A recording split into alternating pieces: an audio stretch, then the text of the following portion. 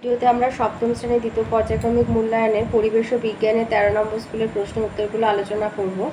একের আয়, আলোকরশ্মির সমতল দর্পণের লম্ব আপতন ঘটলে প্রতিফলন কোণের মান হবে 0 ডিগ্রি। 2 দিয়েছে চৌম্বক ধর্মের নিশ্চিত পরীক্ষা হলো শুধুমাত্র বিকর্ষণ ধর্ম।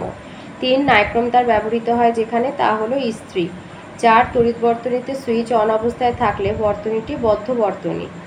5 নিয়মিত প্রতিফলনের ক্ষেত্রে আপাতন কোণ 30 ডিগ্রি হলে প্রতিফলন কোণের মান হবে 30 ডিগ্রি।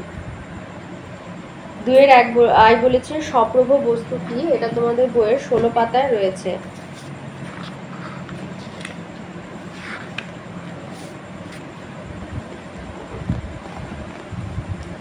লিখবে কিছু কিছু বস্তু আছে যাদের নিজস্ব আলো আছে, অর্থাৎ এই বস্তুগুলো থেকে নিজস্ব আলো নির্গত হয়। এই বস্তুগুলোকে সপ্রভ বস্তু বা আলোকউৎস বলে, যেমন সূর্য, তারা, জোনাকি ইত্যাদি। 2 দিয়েছে আলোর কোন ধর্ম রামধনু সৃষ্টির কারণ, আলোর বিচ্ছুরণ। 3 দিয়েছে দণ্ড চুম্বকের চৌম্বক দৈর্ঘ্য কি, এটা আছে বইয়ের 42 পাতায়। চুম্বকের দুই মেরুর মধ্যবর্তী যে দূরত্ব তাকে বলা হয় চৌম্বক দৈর্ঘ্য। 3 এর আয়তে দিয়েছে আলোর প্রতিফলনের সূত্র বিবৃত করো, এটা তোমাদের বইয়ের 28 পাতায় রয়েছে। 1 নম্বর সূত্র হচ্ছে আপতন কোণ ও প্রতিফলন কোণের মান সমান হয়, আর আপতিত রশ্মি প্রতিফলিত রশ্মি আপতন প্রতিফলকের ওপর আপতন বিন্দুতে আঁকা অভিলম্ব একই সমতলে থাকে। তাহলে 1 নম্বর হচ্ছে আপতন কোণ প্রতিফলন কোণের মান সমান হয়। 2 হচ্ছে আপতিত রশ্মি প্রতিফলিত রশ্মি আর প্রতিফলকের ওপর আপতন বিন্দুতে আঁকা অভিলম্ব একই সমতলে থাকে, এটা 2 নম্বর সূত্র। 2 দিয়েছে সমতল দর্পণ থেকে 10 সেন্টিমিটার দূরে একটা বস্তু অবস্থিত, তার মানে তোমার প্রতিবিম্ব দর্পণ থেকে 10 সেন্টিমিটার দূরে, তাহলে বস্তু আর প্রতিবিম্বের মধ্যে দূরত্ব হচ্ছে 10 + 10 20 সেন্টিমিটার। এবার বস্তুটি দর্পণের দিকে 2 সেন্টিমিটার এগিয়ে দেওয়া হলো, তার মানে দর্পণ থেকে বস্তুর দূরত্ব 10 - 2 8 সেন্টিমিটার। তাহলে এখন দর্পণ থেকে প্রতিবিম্বের দূরত্ব 8 সেন্টিমিটার, তাহলে বস্তু আর প্রতিবিম্বের মধ্যে দূরত্ব হবে 8 + 8 16 সেন্টিমিটার।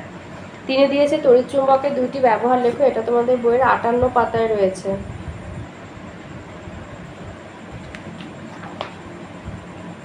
তড়িৎ চুম্বকের 2টি ব্যবহার হচ্ছে ইলেকট্রিক কলিং বেলে তড়িৎ চুম্বকের ব্যবহার হয়, আর 2 হচ্ছে লাউড স্পিকার তৈরিতে তড়িৎ চুম্বক ব্যবহৃত হয়।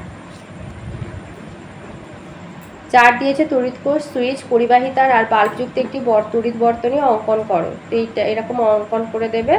এটা হচ্ছে তোমার অফ হয়ে রয়েছে, এটা সুইচ, এটা হচ্ছে সেল, এটা তার, আর এটা হচ্ছে বাল্ব। 6 দিয়েছে সৌরশক্তি 2টি ব্যবহার লেখো। আচ্ছা, 5 আছে বাল্বের ফিলামেন্ট আর ফিউজ তারের মূল পার্থক্য কি, এটা বইয়ের 61 পাতায় রয়েছে। বলেছে বাল্বের ফিলামেন্ট আর ফিউজ তারের মূল পার্থক্য কি। বাল্বের ফিলামেন্ট হয় টাংস্টেন ধাতু দিয়ে, আর কোনো বৈদ্যুতিক সার্কিটের নিরাপত্তার জন্য ফিউজ তার ব্যবহার করা হয়, আর ফিউজ তারের মধ্যে দিয়ে তড়িৎ সার্কিটে প্রবেশ করে।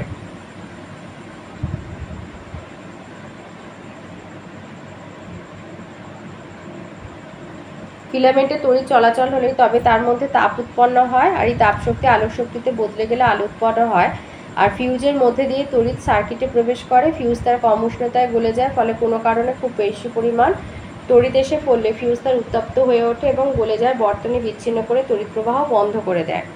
তাহলে আমাদের এখানে বলেছে বাল্বের ফিলামেন্ট উত্তপ্ত হলে তার মধ্যে তাপ শক্তি আলোক শক্তিতে পরিণত হয়, আর ফিউজ তারের মধ্যে যদি কোনো কারণে বেশি তড়িৎ এসে যায়, তখন ফিউজ তার খুব কম উষ্ণতায় গলে যায় এবং বর্তনী ছিন্ন করে দিয়ে বিপদ থেকে তড়িৎ প্রবাহ বন্ধ করে দিয়ে বিপদ থেকে রক্ষা করে, বা সার্কিটকে রক্ষা করে, তার কোনো ক্ষতি হতে দেয় না। এটাই হচ্ছে মূল পার্থক্য।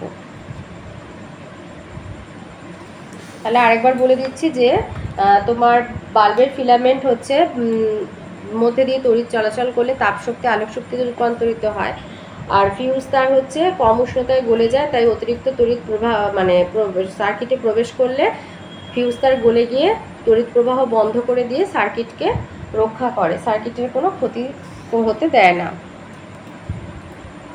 6 দিয়েছে সৌরশক্তি 2টি ব্যবহার লেখো, এটা ছায়া প্রকাশনী 96 পাতা থেকে দিচ্ছি, নতুন এটা ছায়া প্রকাশনী এবছরে। বলেছে সৌরশক্তি 2টি ব্যবহার।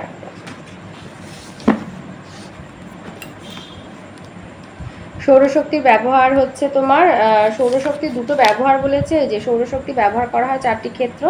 একটা হচ্ছে সোলার ড্রায়ার। সোলার ড্রায়ার শস্যাগারে কোনো আবদ্ধ কুঠুরিতে সঞ্চিত শস্যের অতিরিক্ত আর্দ্রতা অপসারণ আর সংরক্ষণের জন্য সৌরশক্তি পরিচালিত সোলার ড্রায়ার ব্যবহার করা হয়। 2 হচ্ছে সোলার ডিস্টিলেটর। এই যন্ত্রের সাহায্যে জলের বাষ্পীভবন ঘটিয়ে তাকে পুনরায় ঠান্ডা করে ডিস্টিলেশন বা পাতন পদ্ধতিতে পরিশুদ্ধ করা হয়। এক কথায় যন্ত্রের সাহায্যে জল শোধন করা হয়। সাথে দিয়েছে লঘু মাধ্যম থেকে ঘন মাধ্যমে আলোকরশ্মি প্রতিসরণের রশ্মি চিত্র দাও, মানে কিছু লিখতে হবে না, শুধু ছবি এঁকে তোমাদেরকে দেখাতে হবে। বলেছে লঘু থেকে ঘন মাধ্যমে, তার মানে এই ছবিটা দেবে, এটা হচ্ছে লঘু মাধ্যম, এটা ঘন মাধ্যম, এটা হচ্ছে ওপরে এটা লঘু মাধ্যম, এটা ঘন মাধ্যম। আলো যখন লঘু মাধ্যম থেকে ঘন মাধ্যমে প্রবেশ করে অবিলম্বের দিকে সরে যায়। তো এই রেখাচিত্রটা শুধু দিয়ে দেবে। আর এখানে এই যে লেখাগুলো আছে এখানে লিখে দেবে অভিলম্ব কোণ, আপাতন কোণ, এটা আপতিত রশ্মি, প্রতিসৃত রশ্মি, এটা প্রতিসরণ কোণ। আর যেখানে যা নাম আছে ওইগুলো দিয়ে দেবে। আর এখানে লিখে দেবে এটা মাধ্যমের দুটি বিভেদ তল, আর এটা লিখে দেবে লঘু মাধ্যম, এটা ঘন মাধ্যম। তো এই গেল ফিজিক্যাল সায়েন্সের প্রশ্ন। এবার লাইফ সায়েন্সে আসি। একের আয়তে দিয়েছে দুটি শস্যল বীজের নাম ধান আর রেড়ি। 2 দিয়েছে শূন্যস্থান পূরণ, সমুদ্রের জলের মাছ ঘনমূত্র ত্যাগ করে। 3 দিয়েছে গর্ভকেশর চক্র কি কি অংশ নিয়ে গঠিত? গর্ভাশয়, গর্ভদণ্ড আর গর্ভমুণ্ড, এই 3টে অংশ নিয়ে গঠিত। এটা তোমাদের বইয়ের 197 পাতাতে রয়েছে। এই যে গর্ভকেশর চক্র এই পুরোটা গর্ভাশয়, গর্ভদণ্ড, গর্ভমুণ্ড নিয়ে তৈরি। 4 দিয়েছে সঠিক উত্তরটি বেছে নিয়ে লেখো কোনটা মূল, বিট হবে মূল। 2 আয়তে দিয়েছে পরাগ মিলনের সমস্যাগুলো উল্লেখ করো, এটা তোমাদের বইয়ে 211 পাতায় রয়েছে।